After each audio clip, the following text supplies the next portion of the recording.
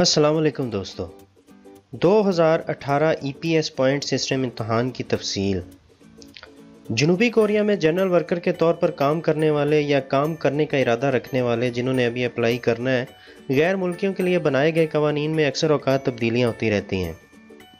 साल 2018 से पाकिस्तान में कोरिया के लिए वर्कर वीज़ा अप्लाई करने वालों के लिए कोरियन ज़ुबान के इम्तहान को पॉइंट सिस्टम में तब्दील कर दिया गया है। पॉइंट सिस्टम के ज़रिए इम्तहान सबसे पहले 2016 में म्यांमार, श्रीलंका, बांग्लादेश और थाईलैंड में शुरू हुआ था। उसके बाद 2017 में Indonesia, Philippine, Uzbekistan, Kyrgyzstan, Laos में, और साल 2018 से पाकिस्तान, कंबोडिया, मंगोलिया और टिमोर ईस्ट में होगा, और साल 2019 से नेपाल, वियतनाम, चीन में पॉइंट सिस्टम के तहत इम्तहान का इनेकाद किया जाएगा। पॉइंट सिस्टम क्यों शुरू हुआ है? पॉइंट सिस्टम कोरियन आजर या कंपनी मालकान की सहूलत को मद्देनज़र रखते हुए शुरू किया गया है।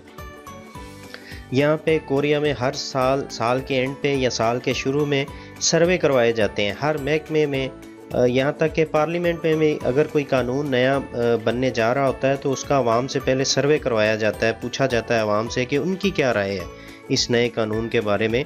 तो फिर सबकी मुतफ़िका तौर पे जो राय होती है उसको उसी के मुताबिक कानून को मंजूर किया जाता है और बाद में नाफिज किया जाता है।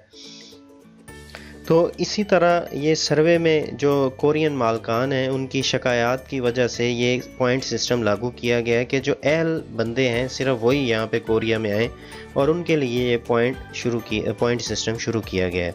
दोस्तों, इसकी तफसील मैं आपको बताता हूँ। उससे पहले हमारे चैनल पे एक YouTube पर इमरान सईद लिखने पर हमारा ये चैनल सबसे ऊपर शो होगा, इन्फो बाय इमरान सईद। आपने इस पर एक दफ़ा क्लिक करना है और ये चैनल ओपन होने के बाद यहाँ पे आके आपने सब्सक्राइब पे एक दफ़ा क्लिक करना है, और उसके बाद इसमें एक बेल शो होगी, यहाँ पे उस पर भी क्लिक कर लें। नीचे आप वीडियो में भी देख सकते हैं, मोबाइल वाले दोस्त यहाँ से कर लें। और ये याद रख लें कि सब्सक्राइब करना बिल्कुल फ्री है और इसके लिए Gmail की ID का होना ज़रूरी है। चलिए आज के टॉपिक की तरफ चलते हैं।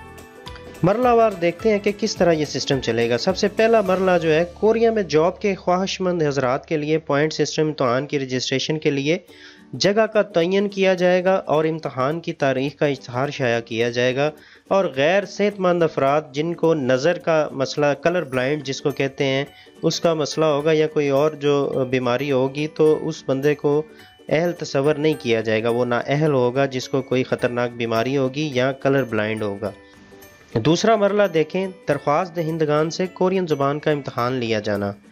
ये सबसे आम है। इल्छा शियोम शियंग, यहाँ पे वंसो चौपसो थेसांजारो हंगुको दुंगलियो शियोम शियंग CBT कंप्यूटर बेस्ड टेस्ट दूसरा मरला है।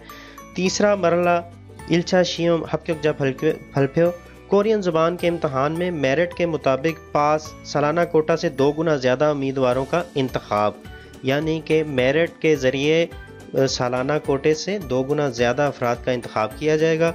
और चौथा मरला दूसरे इम्तहान यानी कि स्किल टेस्ट की तारीख और जगह के तयन के लिए इश्तहार, स्किल टेस्ट का इनेकाद, काम कर सकने की अहलियत को परखने के डॉक्यूमेंट के बारे में मालूमात फराहम की जाएंगी।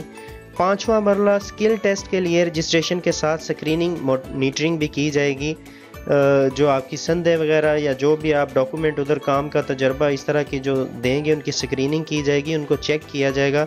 छठा मरला स्किल टेस्ट का इनेकाद, स्किल टेस्ट देने वाले उम्मीदवारों की स्क्रीनिंग। और उसके बाद सातवां मरला कोरियन ज़ुबान के इम्तहान और स्किल टेस्ट के रिज़ल्ट को देखते हुए हतमी कामयाब उम्मीदवारों के नाम का ऐलान किया जाएगा। ये आप कोरियन में भी साथ देख सकते हैं जो HRD की तरफ से उन्होंने शाया किया है। इसमें भी आप देख सकते हैं सारा जो लिखा है, मैंने सिर्फ उसकी ट्रांसलेशन की है आसानी के साथ आपको समझ आ सके, इसलिए मैंने इसकी उर्दू में ट्रांसलेशन की है।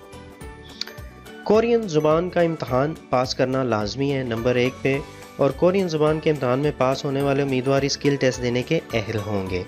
उसके बाद स्किल टेस्ट की रजिस्ट्रेशन और स्किल टेस्ट भी लाजमी है, ये 2 चीज़ें लाजमी हैं। और तीसरा इजाफी पॉइंट्स के लिए अगर किसी बंदे के पास अहलियत है इजाफी, तो वो 5 नंबर ये भी हासिल कर सकता है। लेकिन यहाँ पे एक चीज़ याद रखें कि आपके डिप्लोमे या जो भी कोई चीज़ है वो आपके पास ओरिजिनल होनी चाहिए। 2 नंबर चीज़ अगर होगी तो आप OEC की वेबसाइट पे भी देख सकते हैं कि ऐसे बंदे पे 3 साल की पाबंदी लग जाएगी। پہلے، دوسرے اور تیسرے تینوں میں سے اچھی کارکردگی پوائنٹ حاصل کرنے والے امیدواروں کو حتمی کامیاب امیدوار کے طور پر منتخب کیا جائے۔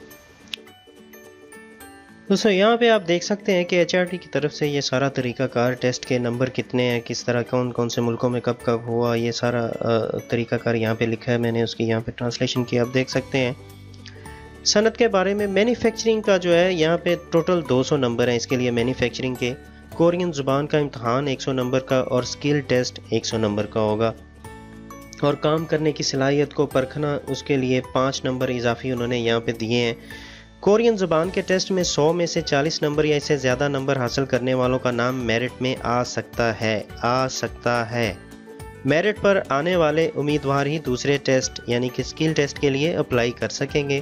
سکل ٹیسٹ بھی 3 حصوں میں انہوں نے کیا ہے اس کو تقسیم، جس میں جسمانی فٹنس کے 30 نمبر، انٹرویو کے 30 نمبر اور بنیادی مہارت کے 40 نمبر ہیں، اور یہاں پہ 5 نمبر اضافی آپ کو بتا چکا ہوں۔